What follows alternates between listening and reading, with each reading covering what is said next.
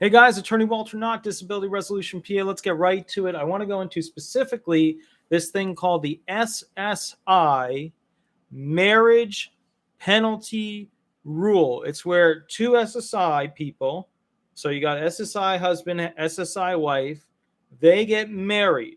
And then those two, where they're supposed to have 794, there's a reduction in their benefits, usually around 25%, where they take away money for these two people that are receiving SSI benefits. I know that sounds crazy. I know it sounds horrific, but it's true.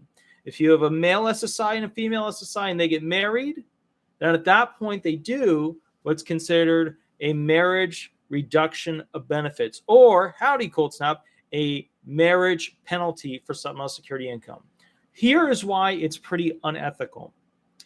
If you have two people that are impoverished and disabled, they probably need all the money they can get to be able to rent and survive. The other argument from the side of the SSA is we need to protect our trust funds, and it costs less if two people live together. Yeah, sure, but rent is higher than $794 in most instances. So calculate that for me, buddy. All right, let's go right into it. This paper, so I'm going to be reading directly from the Social Security Administration's website, Treatment of Married Couples in the SSI Program. This is ssa.gov, Policy Docs, Issue Papers, IP 2003-01.html. Let's go right into it. Let's just get right into it, guys. Here we go. This paper examines the marriage policy of the SSI program, which is a larger cash assistance program than TAMF, Temporary Assistance for Needy Families, if you're not sure. First, it explains how the program considers marital status in determining eligibility for and the amount of SSI benefits. Second, the paper analyzes the policies to determine whether marriage grants any financial advantages or disadvantages to recipients. We're not going to go into that. We know that poor people who are disabled need more money. End of argument. All right. Third, to the extent the differences are identified, it offers options for making the program more neutral toward marital status. It should be noted, however, that the options are not intended to make marital status irrelevant to determining eligibility or benefit amounts. Assuming some financial responsibility between spouses is consistent with SSI status as a means-tested program. First of all, if two people married, they're disabled and on SSI, they need every dollar they can get. Secondly, when you do a marriage penalty for disabled poor people, it makes it more likely that those people will not get married and then have that special bond. Third, it's unethical. It is unconstitutional, in my opinion, to go ahead and restrict these individuals. I'm not making a due process clause argument. What I'm making is basically an argument about limitations of ability to afford things when we are literally, this is the part, adjudicating them to be incapable of working a job and then limiting them by SGA and how much they can keep in their bank account. We are entrapping disabled SSI people into a vow of poverty. And then, it gets better, we're going to get the married ones and reduce their benefits by 25%. Sounds good? Sounds great? Sounds terrible. Let's keep reading. From the options presented, two approaches emerge from policymakers. One is to raise the payments made to eligible couples so that they are on the same level as those made to individual recipients. Yeah, it seems like an easy choice. How did they do any other choice than that? It's because they went like this. We must protect the trust funds. The other approach is to extend the argument used to justify paying couples a lower rate to other recipients living with adults and assume that those recipients also benefit from the economies of scale by sharing household expenses.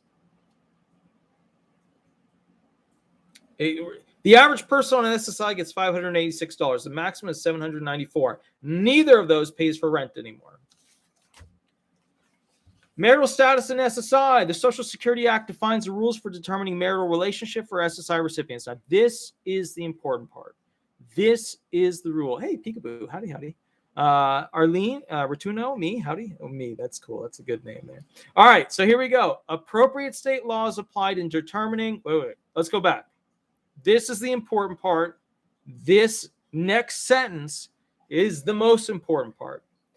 A little secret, guys. I'm actually doing videos on questions I received today at the law firm. And I thought, why not just print them out and then I'll do videos? I was like, you guys can just provide me the topics. So this is the last topic. Here we go. Appropriate state law.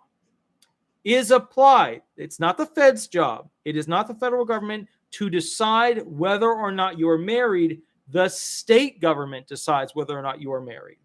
Appropriate state laws applied in determining whether a man and a woman are married. Notice the man and woman thing.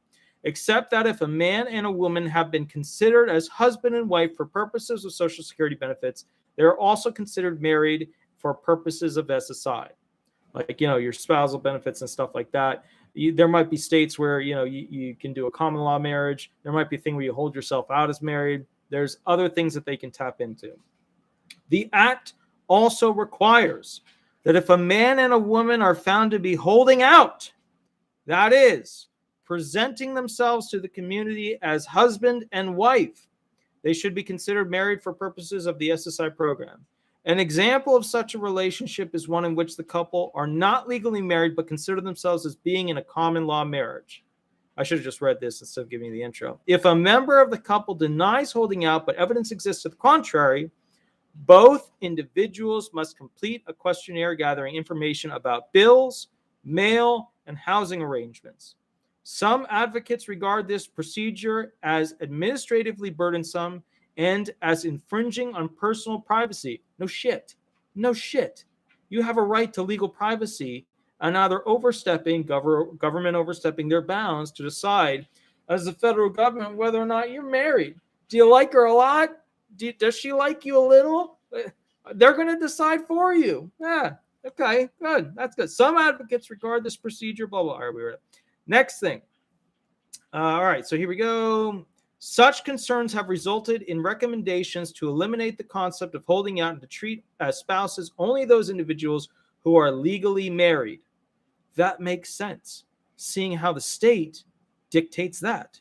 Just 24% of SSI recipients age 18 or older, 1.5 million, are married, compared with 57% of adults in the United States.